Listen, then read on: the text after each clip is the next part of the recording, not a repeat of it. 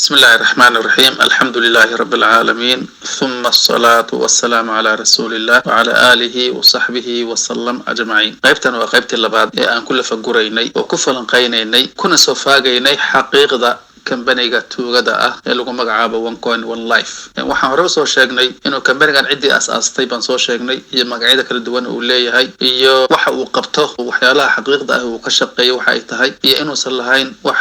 products ama se badeeca wax service oo bixiyaan aysan jirin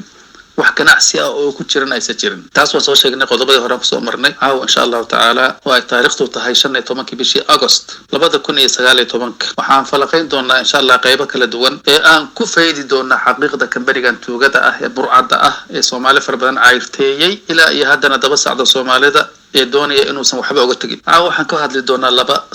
ama saddex shay midkood waxaan ka hadli doonaa kambanigan dhowr shay oo dadka ku soo jiitay dadkuna markaas ay run u maleeyeen sida daraadeedna ay lacag ugu darsadeen dhowrka shay waxa weeye number 1 waxay dadka ku yiraahdeen waxaan haynaa oo aan samaysanay lacag la yiraahdo cryptocurrency oo waxaan leenahay one coin ku waa lacag crypto ah sida daraadeed waan ku siinaynaa marka baakajada naga gadatid waxbarasho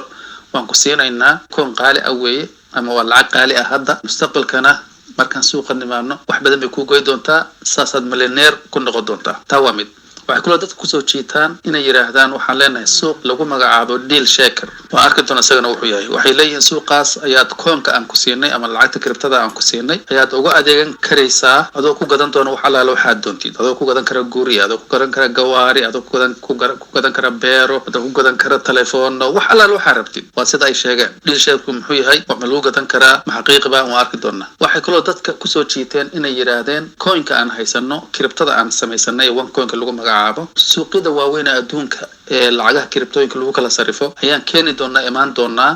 macnaheedu public baan imaan doonaa oo banaanka soo bixi doonaa suuqa markaan saa u nimaano suuqana koonkeenu wuxuu noqon doonaa koon qaali ah sadradeed baad millionaire ku noqonaysaa saddexda qodob ay dadku soo jiitaan waana saddexda qodob ee kalifa dadku inay lacag far badan ku darsadaan intay waxooda run moodaan waxaan ka hadlaynaa marka insha Allah saddexda qodob awalan intaana u gudban saddexdooda bal waxaan wax yar dul istaageynaa horta maxay tahay cryptocurrency maxay tahay cryptocurrency waa lacag cusub oo hadda adduunka ku cusub kii ugu horeeyay la sameeyo la soo daabacay 2008 markii adduunka ka dhacday dhaqaale xumo weyn oo recession ah ay adduunka soo food saartay ayaa lacagta ugu horeysay ee cryptocurrency la sameeyay waxaana sameeyay nin lagu magacaabo Satoshi Nakamoto ninna waa la yiraahdaa jamaaca iyo kooxna way ahaayeen waa la yiraahdaa ilaa hadda lama yaqaan waana ninka sameeyay lacagta caanka ah ee hadda adduunka caanka ah cryptocurrency ee bitcoin ka la yiraahdo ee hadda caawa in la hadlayo ee halkii bitcoin uu marayo $10,000 wax ka badan lacagtaas ayaa cryptocurrency la yiraahdaa waa lacag internetka dhexdiisa ka shaqeysa oo la taaban karin warqad ahayn qofku san warqad ahaan oo soo bixi karin ama coin aan ahayn oo quruurax ahayn qadaadiic ahayn laakiin internetka kaliya uu lagu kala ganacsado ee lehna suuqyo waaweyn oo tirada ka batay ee lagu kala bedesho oo lagu kala ganacsado leh ayaga iyo doolarka waa la isku sarifaa lacagaha cryptooyinka ayaga dhexdoodana waa la isku sarifaa marka lacagahaas way far badan yihiin ilaa 2,200 oo lacagood oo kala duwan weeye magacyo kala duwan bay leeyihiin bitcoin-ka ugu horeeya bitcoin ethereum EOS, Litecoin, Cardano, Stellar, Luminous, Ripple يعني way fara badan yihiin ilaa 2,200 oo lacag oo kala duwan oo cryptocurrency ah ayaa hadda adduunka ka jirta cryptocurrency marka waa saas waa lacagta internet ku shaqeysa qiimahooduna kala duwan yahay suuqyo kala duwan oo fara badan bay taalaa waana wax open oo qofkii doona ka ganacsan karo Soomaali fara badan baan ka ganacsata waana wax jira oo real ah oo aan xaqiiq ah oo aan ahayn wax been iyo mal awaala aan ahayn cryptocurrency marka waa saas waxay ku salaysan tahay waa wax ku salaysan technology computerized ah programming codes baa lagu dhisay coded programming ayaa lagu dhisay lacagta iyada ah lacagtaas waxay leedahay team of developers yani waxay leedahay dad sameeyay koox khubaro ah yani qof walba company walba oo lacagta soo sameystay tabcan wuxuu leeyahay koox khubaro ah oo technology-da blockchain-ka taqaana programmers ah oo programmada computer lagu sameeyay yaqaana lacagtaasna programka bay ku sameeyeen marka team bay leedahay marka lacagtu cryptada waxa lagu yaqaan inay leedahay blockchain wax la yiraahdo oo technology blockchain la yiraahdo waa inay leedahay koox ka dambaysa technology-daas oo iyadu markasta daba socoto oo hagaajinaysa oo soo dhistay waxay kaloo lacagta cryptocurrency leedahay wax la yiraahdo miners oo ah dadka lacagtaas gacmo isweydaarsigeeda markii la kala gadanayo iyo markii la isku dirayo dad macnaha la soconaya oo computer usoo gatay waaweyn oo macnaha ay lacagtaas ay imaanayso meesha markii la kala gato meel dhex ay imaanayso mineriska imaanaysa ayaga markii validation ku sameynaya ayaga macnaha xaqiijinaya ayaga approvalka iyo go ahead iyo confirm siinaya oo istambaynaya kadibna block ku xiraya marka waxay leedahay lacagtu miners lacagta la cryptocurrency waxaan sheegnay in lacagta cryptocurrency ay leedahay blockchain iyo koox ka shaqeysa iyo miners oo ah kuwa gacmaysi wadaarsiga cryptocurrency-ga ayagu ka shaqeeya xaqiijiya cryptocurrency-gu waa lacag la isku gudbin karo oo qof kale u diri karo adduunka cryptocurrency marka taas la yiraahdaa waxaan ka wadaa dadka Soomaaliyeed inaan lagu khaldin OneCoin ba cryptocurrency ayaan rabaa inaan marka hore dadka fahansiyo cryptocurrency maxay tahay waxaan soo dhacaynaa soo daadegayna marka OneCoin shirkadda OneCoin One Life la baxday ee tuugada ah ee naagta Bulgaariyaanka samaysay Soomaalidana lacag fara badan ka dhacdo ka qaadatay waxa ay yiraahdeen waxaan leenahay lacag lagu magacaabo OneCoin oo cryptocurrency ah hadaba lacagtoodu su'aashu waxay tahay lacagtoodu cryptocurrency miyaa masama jawaabta dhabta ah waxa weeye oo xaqiiqda ah oo biyo kama dhibcaanka ah waa inaysan cryptocurrency ahayn sababahan soo socda daraadeed number 1 lacagtan ma laha blockchain macnaha blockyo la xirxiray oo la arkay oo dadkooda arki karaan oo dadku isweydaarsadeen oo la kala gatay oo marka xirmo block loo xiray ma laha oo teknolojiyada blockchain-ka aslan ma laha taas waa number 1 number 2 lacagta tani wax kooda ma laha lama arki karo koodka ay ku sameeyaan lacagta programka ay ku sameeyaan dadka lacagaha cryptada soo sameeysta dhamaantood koodka ay ku sameeyaan waxay soo dhigaan website caan oo GitHub la yiraahdo ay soo dhigaan halkaas laga arkaa halkaas qofkii doona koodka ka daalacaan kara cid ilaa hadda nimankan koodka ay ku sameeyaan lacagtooda cryptocurrency ay sheegteen aragtay ma jirto mana ay laha number 3 tiimal adduunka xagee lagu arkay lacag la sameynayo oo cidii ka dambeysay soo sameysayna ay si jirin oo aan la haynin kasoo helimaysa company-ga OneCoin One Life si kasta dad u baartid cid kasta dad la hadashid kasoo helimaysid in ay leeyihiin team ama koox khubaro ah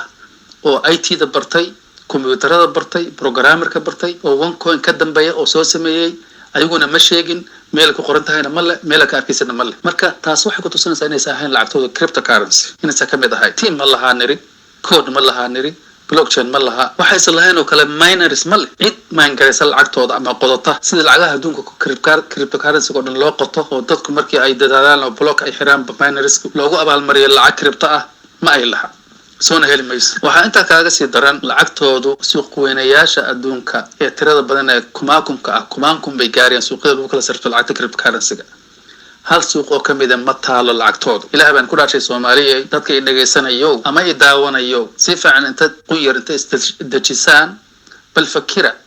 lacag aan suuq oolin see u gadanaysaan see laga gadayaa oo laga dhaadhicinaya waa lacag cryptocurrency ah lacag suuq ay taala ay si jirin suuq ma taala lacagtooda taas waa mid waxa kale oo jira lacagtooda mid la isku wareejin karo ma bahaba waxa kale oo jira lacagtoodu ma laha waxa la yiraahdo token matrix waa eray bixin caan ah ee laga yaqaano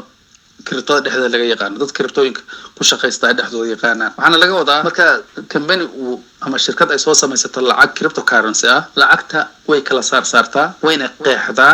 sida ay loo kala leeyahay u qeexdaa waxay tiraahdaa 30% lacagta aan soo daabacnay horta waxay tiraahdaa lacagtaanu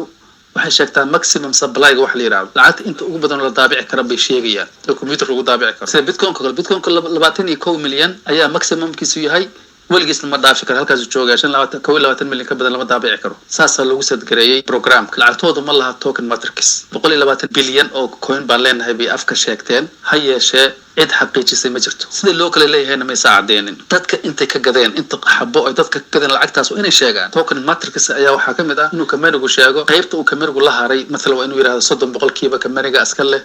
70% 50% waxaan ka gadnaa dadka public ah umadaha adduunka dhan ka gadaynaa 20% waxa iska leh dadka developerska teamka iska leh oo lacagtan sameeyay oo iyagu daba taagan oo mar walba blockchain-ka iyo teknolojiyada daba socda oo ku sameeynaya maaragtay dayactirka dadkaas iska leh wixii waa in marka la kala faarfaaraa oo la kala qaybiyaa oo lacagahan qaabka uu kala qaybsan dadka loo sheegaa taasna ma ay laha website-koodan ka soo arki maysid cid ku sheegi karta maanta ma jirto waxa cajiib ah marka waa intaan iloobin aan ku darayaa walaalaha Soomaaliyeed ee dhageysanaya ama maqlaya ama daawanaya waxaan u sheegayaa billahi alaykum blue firsad waxay sameeyaan qaab khiyaana waxay yiraahdaan markii wax yar joogaan ba dhowr sanad joogaan ba ama dhowr bilood joogaan ba waxbay ku daraan waxay ku leeyihiin lacagteena OneCoin waxay maraysaa maantay $20 haddana dhowr bilood kadib waxa maqlaysaa waxay maraysaa $25 dhowr bilood kadib haddana waxaad arki doontaa ayagoo ku oranaya waxay maraysaa $30 bilaahi calaykum lacag aan cidna isdhaafsan oo aan cidna cid kale ka gadin lacag aan la kala gadanin oo la sarifanin oo suuq oolin oo demand iyo supply lahayn maxaa kordhiyay qiimaheeda kor u qaaday mar walba kor usii socda ilaa hadda dhowrkii biloodba kor bay usii wadaan dadka waxay ku yiraahdaan koonkii waa kordhay lacagtiisu halkaas hadda maraysaa walgoodna hoos uma dhaco hoosna uma dego walgoodna khasaare ma sheegaan oo hoos buu u dhacay ma yiraahdaan marka waad garan kartaa inay wuxuu yihiin wax fake ah oo been ah oo maaweela ah oo dadka lagu maaweelinayo lacagta cryptocurrency-ga suuqyada adduunka taallay saa uma shaqaysaa waxay u shaqaysaa lacagtu way dhacdaa hoos bay u dhacdaa korna waa u kacdaa lacag meel taaganna ma jirto lacag kor kale u socotana ma jirto marka waa been iyo turufo iyo khiyaamo iyo ciyaar weeye iyo riwaayad weeye waa sheeko been ah wax ka jirana ma jiraan haddaba lacagtan ma aha cryptocurrency kana mid maaha intaas waxaan sii raacinayaa haddii aad tagtid meelaha cryptocurrency-yaasha lagu falanqeeyo golayaasha cryptocurrency-ga lagu falanqeeyo haddaad tagtid exchange-yaasha iyo suuqyada lagu kala badasho lagu kala sarrifto haddaad tagtid community-yaasha faraha telegramada leh ee meelaha ku shiraan leh ee qaabkood 100,000 oo qof ku jiraan 200,000 oo qof ku jiraan 50,000 oo qof ku jiraan haddaad tagtid wax hadal haya OneCoin arki maysid haddii lasoo hadal qaadana markiiba waxay ku leebel gareeyaan waa ay yiraahdaan waa tuugadii waa scamkii google hadda google garaysid oo OneCoin one life ku qortid ama OneCoin kaliya ku qortid arki maysid cid amaanaysa ma ahan cid amaanaysa weliga allaha soo heli maysid sidoo kale youtube haddaad ku qortid waxaad arki doontaa dad fara badan oo ku kala dhigdhigi doona oo xaqiiqdeeda ku sheegi doona oo maarta sheegi doona inay yihiin tuugo iyo pyramid scheme dad ku shaqaysta ama scammers sidaa daraadeed waxaa xagga nooga xaqiiqdooday barinkani inuu yahay company tuuga ah shaqana aan ku lahayn cryptocurrency ay sheegteen oo ay dhaheen koonkeena waa lacag cryptocurrency ah waan soo ogaanay wax alaale wixii cryptocurrency lagu yaqaano oo dhan inaan sahal xaba ka lahayn hal meel oo ay cryptocurrency ka shabahaan haba yaraatee ma jirto waxaa la oran karaa marka oo dadka ay xaqiijiyeen dadkii baareen ay xaqiijiyeen way ka mid tahay dowladda Mareykanka oo hadda ninkii ugu weyn ka xirtay oo xabsi ku dhigtay waxay xaqiijiyeen oo sheegeen inay waxay ku shaqeeyaan oo yahay database caadi ah database ama database bay ku shaqeeyaan oo database-ka caadiga SQL server ka la yiraahdo bay ku shaqeeyaan meeshaas bay nambarada ka badbedelaan oo dhahan koonkii maanta lacagtiisu halkaas ay maraysaa waxaa intaas i raacin lahaa website-kooda haddaa gashid oo aad u fiirsatay meelaha qaarkood ay uga sheekeynayaan lacagtooda koonkooda iyo si loo mangareeyo ayaga laftigooda inay leeyihiin waxaan meesha ka muuqda maaha xaqiiqdii koonkayagii oo la maangareynaya waxaan waa wax iska mala awaalay bay leeyahay ayaga ku sheegaya dadku mar laakiin ma akhri dadku Soomaalidu waxa ma akhriyaan mana akhriyaan waxaas wixii afka looga sheego un bay qaataan halkaas aan u gudbinaa markii qaybtaas ku cadeynay inaysan ahayn cryptocurrency waxa soo hartay qaybta labaad ee in dadku u sheegaan koonkeena lacagteena cryptocurrency-ga ahi waxay imaan doontaa public oo macnaheedu yahay suuqyada waaweyn ayaa la keeni doonaa 5 sano ayay beenta soo waday ugu yaraan 3 mar ayay dadka u sheegeen intay waqti qabsadeen oo date qabsadeen oo yiraahdo waqtigaas suuqa imaanna ayay imaan oo saddexdooda been noqdeen tii ugu dambeysay waxay ahayd sanadkii la soo dhaafay 2018 bishii October 8 sanad dhabbe dadku afuufayaan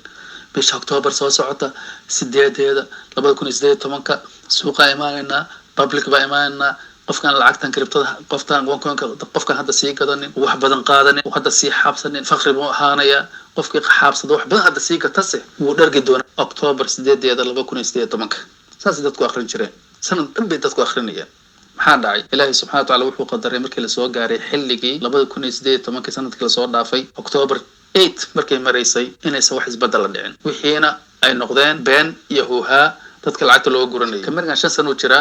5 sano lacag buu gurayay hal shay oo ka soo mira ay ka soo dhalaaleen hal shay oo ballan qaadeen oo ay keeneen ma jirto idan taasuna been bay noqotay public ba imaanna been bay noqotay bal waxa dhacay 2018 sanadkii la soo dhaafay October taas xilliga u dhaweyd markii ay been noqotay in suuqa yimaadeen ayaa waxa dhacday in la arkay ayaga oo website-kooda ku soo qoray oo xaqiiq ah inay yiraahdeen ilaa ay dhowr toban waxay soo qoreen company oo shirkadood oo suuqyada lagu kala sarrifto cryptocurrency oo ay ka mid tahay Binance iyo Poloniex iyo Bittrex iyo KuCoin iyo OKX kuwaas intay soo qoreen oo list soo galiyeen ayay waxay yiraahdeen kuwaasna wada hal noo socdaan koonkeena meeshaas laga heshiis gareyn doonaa koonkeena halkaas laga diiwaan gelin doonaa suuqyadaas waaweyn bay soo qoreen kadibna waa la waayay waxba ka soo naasacdaan waayeen wax ka xaqiiqoobina ma jiraan bal waxa la arkay markii dambe ayagoo koonkooda la hoos galay company shirkadda la yiraahdo Ethereum la hoos galay oo platform-kooda isticmaalaya oo raba inay ku soo darmaan Ethereum ayaa la arkay kadibna markii la fahmay ay ka carareen oo ka baxeen marka beenta ku shaqeysta iyo turfadaas dadkana 5 sano waqti dheeraysa fara badan soo sameeyay oo dadka hadba shay cusub kuma weelinayay taas marka taasna halkaas uga baxaya